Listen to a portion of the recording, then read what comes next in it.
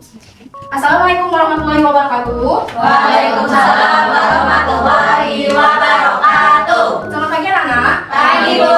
Bagaimana kabarnya hari ini? Alhamdulillah. Baik, sebelum mulai belajar pada pagi hari ini, Ibu minta kertas atau air minum silakan dibereskan terlebih dahulu di atas meja ya. Baik, sudah.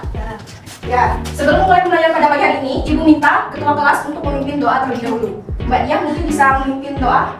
Ibu, sebelum mulai pembelajaran pagi ini, marilah kita sama-sama berdoa bersama. Doa selesai. Baik, terima kasih pada Mbak Dia karena sudah bersedia untuk memimpin doa pada pembelajaran pagi hari ini. Baik, Ibu akan mulai absen ya. Pada pagi hari ini siapa yang sudah hadir? Ampun. Andi. Kenapa tidak hadir? Ada surat sakitnya? Baik, kita doakan Mbak Anji dan Mbak Amun itu cepat sembuh ya, agar mereka bisa beraktivitas mengikuti pembelajaran seperti biasa. Nah, tadi berangkat ke sekolah, anak-anak berangkat naik apa? Naik angkot. Naik motor ya? Nah, tadi pas waktu berangkat ke sekolah, anak-anak sekalian lihat tanaman yang ada di sekitar lingkungan sekolah tidak? Iya. Lihat. Nah, apa sih yang terjadi pada tanaman tersebut? Apa diam? Karena langit. Ya, apakah tanaman tersebut yang kalian lihat itu langsung tumbuh besar atau berbunga ataupun berbuah? Iya. Kenapa tidak? Yang kecil dulu. Ngelihatnya kan bisa ada yang besar. Enggak kan ditanya itu misalnya dulunya dulu. Emang dia harus gedenya kan enggak kan? Ya, prosesnya. ya benar kata Mbak Aisyah tadi ada proses. Nah, kenapa tumbuhan itu tidak tumbuh langsung jadi dewasa? Karena pada tanaman itu memiliki proses yang membantu pertumbuhan pada tanaman, yaitu proses pertumbuhan dan perkembangan. Nah, bisa dilihat kan dari gambar ini, tanaman itu mulai dari biji, terus mulai bercambang, terus tumbuh tunas dan tumbuh dewasa. Nah, minggu kemarin kan kita sudah belajar tentang Pertumbuhan dan perkembangan. ya, tentang pertumbuhan dan perkembangan. Nah, ada yang masih ingat tidak apa sih yang perbedaan dari pertumbuhan dan perkembangan pada tanaman? Pertumbuhan dulu. Yang sembuh. Tumbuhnya yang bagian apa? Tumbuhnya itu Ya, jadi benar ya, apa yang anak sampaikan semua itu benar, bahwa kalau pertumbuhan itu bertambahnya suatu ukuran berat badan yang bisa diukur dalam jumlah kuantitatif. Sedangkan kalau perkembangan itu tidak bisa diukur atau dilihat secara langsung. Nah, pada minggu kemarin kita sudah belajar tentang pengertian pertumbuhan dan perkembangan, terus proses-prosesnya. Nah, pada hari ini kita akan belajar tentang faktor yang akan mempengaruhi pertumbuhan dan perkembangan. Adapun tujuan pembelajaran pada pagi hari ini agar anak-anak sekalian itu bisa mengetahui faktor-faktor apa saja sih yang mengaruhi pertumbuhan dan perkembangan pada tanaman. Dan manfaat dari pembelajaran ini agar anak-anak sekalian itu tidak hanya mengetahui faktor-faktor apa saja sih yang mempengaruhi pertumbuhan dan perkembangan, tetapi anak-anak sekalian juga mengetahui kenapa sih tanaman yang ada di sekitar sekolah itu bisa layu dan cara mengatasinya itu seperti apa. Mbak Aisyah, jangan main kaca ya. Nah, di sini pada gambar nih, dua gambar. Ada yang bisa membedakan dari dua gambar ini apa? Ya, kenapa jadi layu padahal sama-sama kita sinar matahari? Ada yang tahu? Ya, ya, jadi apa yang disampaikan oleh Mbak Putih, Mbak Sri, Mbak Ika itu semuanya benar ya, bahwa pada gambar yang sebelah ini itu menunjukkan bahwa pertumbuhan bunga matahari itu lebih sehat dibandingkan tanaman bunga pada sinar matahari yang ini. Itu menunjukkan bahwa tanaman itu tidak sehat dikarenakan jika tanaman itu terkena suhu matahari yang terlalu tinggi, maka tanaman itu akan mengalami gangguan fotosintesis, di mana pada tanaman ini respirasi pada tanaman itu akan semakin meningkat. Jika tanaman itu semakin dekat, dia kandungan air yang ada pada tanaman itu akan semakin sedikit. Jika semakin sedikit, tanaman itu akan mudah layu atau mati. Kemarin kan kita sudah belajar tentang proses baiklah nanti ada ini. Kita sudah belajar tentang proses pertumbuhan tanaman itu ada pertimbangan, ada pertumbuhan primer, ada pertumbuhan sekunder. Dan pertumbuhan primer itu dibagi menjadi tiga, penjaman, ya, dan pembelahan. Pertumbuhan primer itu kan ada pengenjangan sel. Nah, ada yang tahu nggak pengenjangan sel itu digunakan faktor apa? Nah, sedangkan hormon atau faktor internal itu akan disebarkan melalui dan tumbuhan dalam jumlah sedikit. Walaupun diedarkan dalam jumlah sedikit, dia itu memiliki pengaruh pada pertumbuhan dan perkembangan. Tidak, hormon yang membantu pertumbuhan atau pemanjangan sel pada tanaman. Oksin. Ya, benar. Sampai sini ada yang ingin ditanyakan? Belum. Ya, Mbak Putih. Bu, saya kan pernah baca kayak sesuatu artikel ya Bu. Jadi itu saya pernah baca katanya hormon ausin itu tuh dia tuh lebih aktif waktu gelap daripada waktu terang. Nah itu kenapa bisa waktu aktif itu baru lebih aktif pas gelap, sedangkan pas terangnya sih udah terlalu aktif. Ya, terima kasih untuk pertanyaan Mbak Putih. Ada yang bisa menjawab? Kenapa hormon auksin itu lebih aktif pada daerah yang gelap? Karena dia kalau misalnya kena matahari, dia susah. Ya benar. Jadi hormon auksin itu akan terdistribusi secara merata pada daerah yang terkena cahaya, dibandingkan hormon auksin yang tersebar pada daerah yang terkena cahaya itu tidak terdistribusi secara merata. Bagaimana? Mbak Putih ada yang menginginkan lagi? Apa sudah cukup? Apakah ada ini apa kayak takaran-takaran tertentu dari hormon auksin di dalam tanaman? Oke, terima kasih untuk pertanyaan Mbak Putri ya sekali lagi. Nah, baik di dalam praktikum biasanya takaran konsentrasi auksin itu digunakan dalam proses penjambahan atau pertumbuhan akar itu memiliki konsentrasi tertentu yang telah ditetapkan oleh laboran. Nah, biasanya konsentrasi yang digunakan itu adalah konsentrasi 0,01 ppm sampai 0,10 ppm.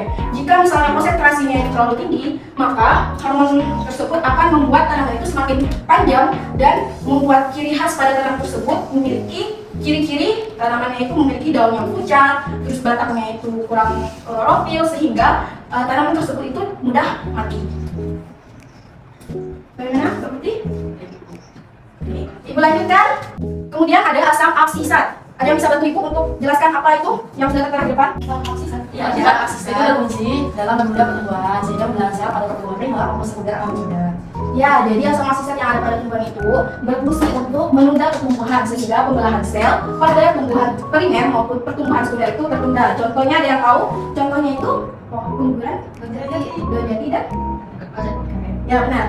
Nah, kenapa daun jati atau pohon karet itu gugur? Nah, pada saat musim panas, suhu matahari kan semakin naik nih. Nah, jika suhu semakin naik, otomatis transpirasi yang setelah Ibu bilang tadi akan semakin meningkat. Jika semakin meningkat, maka kandungan air yang ada pada pohon karet tadi akan semakin sedikit. Sehingga jika tadi kalau misalnya kandungan air pada tanaman tersebut berkurang, maka tanaman tersebut mudah semakin layu dan mati. Dan untuk mengurangi hal itu terjadi, asam absisat yang berada pada tanaman pohon jati dan karet itu pada daunnya itu akan membantu pengguguran pada pohon jati dan pohon karet. Kemudian ada jadi hormon etilen yang ada pada buah misalnya nih ya. Kalau misalnya ayah atau bapak laku sedang panen buah pisang. Nah, biasanya kan buah pisang itu nggak semuanya matang kan? Nah, biasanya buah pisang yang nggak matang itu biasanya dibungkus pakai karung atau daun pisang yang kering. Nah, kalau misalnya dibungkus dan didiamkan beberapa hari, biasanya Mbak Dia jangan main HP dulu ya. Jadi, jika buah pisang tersebut didiamkan beberapa hari, buah pisang yang tidak matang itu akan mengalami pematangan yang cepat. Hal itu dibantu oleh hormon etilen. Selain hormon etilen yang membantu pematangan itu, juga ada asam absisat. Jadi asam absisat itu juga berada pada buah, akar, dan pada biji. Ibu lanjutkan ya. Di sini itu ada faktor. Faktornya itu ada faktor eksternal. Tadi kan kita sudah bahas tentang faktor internal. Nah, faktor eksternal ini itu ada cahaya, suhu, kelembapan. Nah, kenapa sih cahaya itu sangat dibutuhkan bagi tumbuhan? Ya. Jadi cahaya itu sangat dibutuhkan bagi tanaman untuk membantu proses fotosintesis pada tanaman. Akan tetapi, tadi kan sudah dibilang kan kalau misalnya suhu pada cahaya matahari tinggi, maka tanaman tadi apa? Ya, layu. Ya. Mulanya yang ini itu. Tadi kan Ibu bilang kalau misalnya dia kelebihan matahari,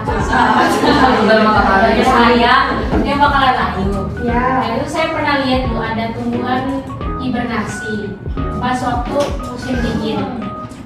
Hibernasi maksudnya? Iya. Apa ya Bu? Kayak makhluk hidup gitu loh Bu, kayak buang. Buang kan hibernasi kan tidur panjang begitu. Nah ada tumbuhan juga kayak gitu Bu. Nah itu kan faktornya kan karena musim dingin. Itu nggak mati tuh tanaman. Nah, ini jadi suhu yang ada pada cahaya yang mempengaruhi perkembangan itu tidak semua tanaman itu berpengaruh karena ada beberapa tanaman yang emang menyesuaikan diri pada kondisi lingkungan. Nah, kalau misalnya tanamannya itu sesuai dengan kondisi tropis, nah itu biasanya tanamannya itu bisa tahan pada suhu 20-30 derajat. Tapi kalau misalnya tanamannya itu tersebut terkena suhu lebih dari 30 derajat, biasanya tetap mati atau layu. Sedangkan ada juga tanaman yang subtropis. Nah, tanaman subtropis ini adalah tanaman yang bisa tahan pada suhu yang rendah, itu di antara 15 sampai 20 derajat. Bisa bisa dipahami, Mbak Tiffany? Yang ingin ditanyakan, kalau misalnya yang ditanyakan sebelum Ibu membagi LKPD.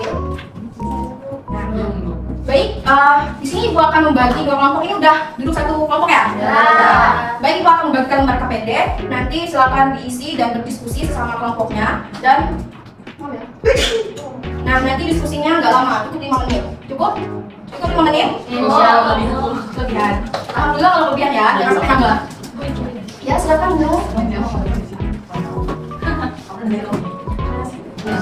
Nah, nanti setelah mengisi lembar KPD, Ibu minta salah satu kelompok saja untuk mempresentasikan hasil diskusinya.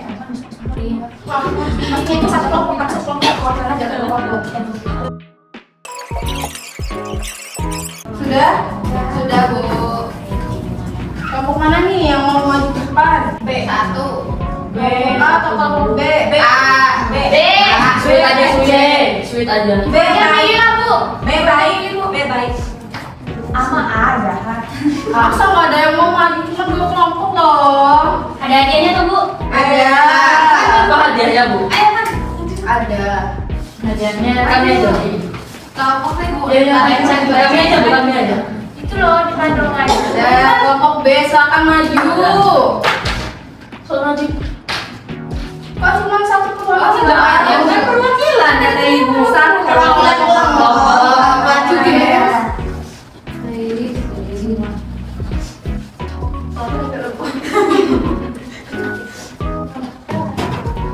Ya baik, di sini kami akan mempresentasikan hasil diskusi kami. Di sini ada 2 pertanyaan. Pertanyaan pertama, sebutkan hormon yang mempercepat pematangan buah mangga pada gambar di samping ini adalah itu ada etilen. Ada yang ditanyakan dari diskusi kelompok B? Belum. Baik, terima kasih untuk kelompok B karena sudah bersedia maju untuk mempresentasikan hasil diskusinya. Nanti kita kasih penambahan nilai. Nah, untuk kelompok yang tidak maju tetap ibu kasih nilai aktifan. Nah, karena anak-anak sudah mengisi lembar LKPD ini dan sudah mempresentasikan hasil diskusi, Ibu minta salah satu siswa untuk menyimpulkan pembelajaran pada pertemuan kali ini. Ada yang berani? kita hari ini itu belajar terkait faktor internal dan eksternal dari pertumbuhan dan perkembangan tumbuhan.